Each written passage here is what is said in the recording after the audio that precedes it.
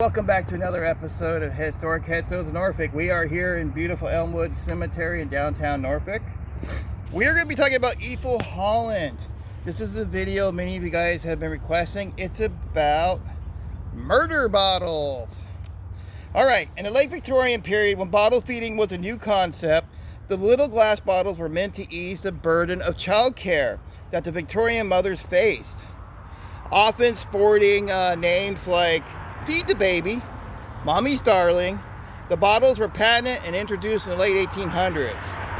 Although many women continued to breastfeed, bottle feeding became a way to help those mothers who were unable to breastfeed, could not afford a wet nurse, or wanted the freedom of not having to be accessible for feeding 24 hours a day, as well as wrestling multiple times throughout the day with a restrictive corset. And you know how the Victorians love their corset. We are actually right next to Princess Anne Avenue and Elmwood Cemetery, so we have cars constantly going by. So we're trying to be as clear and loud as we can. The bottles work simply.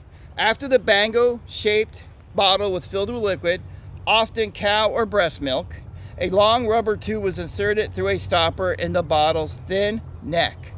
The section of the tube outside the bottle was fitted with a rubber nipple. The shape of the bottle and length of the tube allowed the child to hold and eat from the bottle without help, giving mothers freedom to take care of other household duties.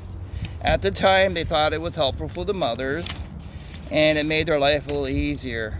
They were so wrong. With this modern convenience, however, came untold tragedy. Infant mortality rates during the Victorian era were high, with fewer than 2 babies of every 10 surviving until the 2 years of age. While providing substance, these bottles also delivered poison to many of the babies. Bacteria of all kinds flourished in the difficult to clean hoses and the design of the bottles, unlike those of the more open household bottles and jars, also provided breeding grounds for mold and disease. Now, besides that, you're also putting unpasteurized milk into the bottle.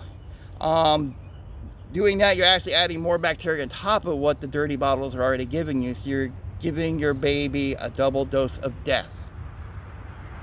Even in the Victorian age, Martha Stewart wasn't helpful. As Isabella Beeton was a household management guru with her 1861 book, Miss Beeton's Household Management. Provided counseling everything that the busy lady of the house needed to know about child rearing and how to keep her husband in tip-top shape. I don't know what that means, but okay. When it came to baby bottles, this domestic guru advised that washing nipples every 2 to 3 weeks was sufficient.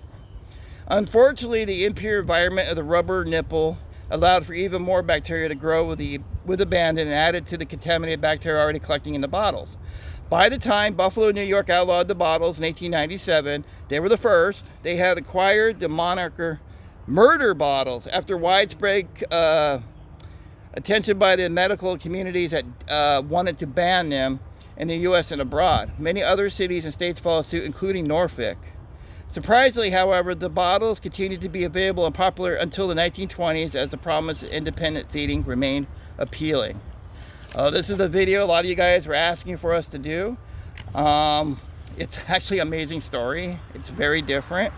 And we're sorry about the background noise here. We didn't have much of a choice because this is only 1 or 2 children that died in here with this. All right, guys, take care, and we'll see you at the next episode.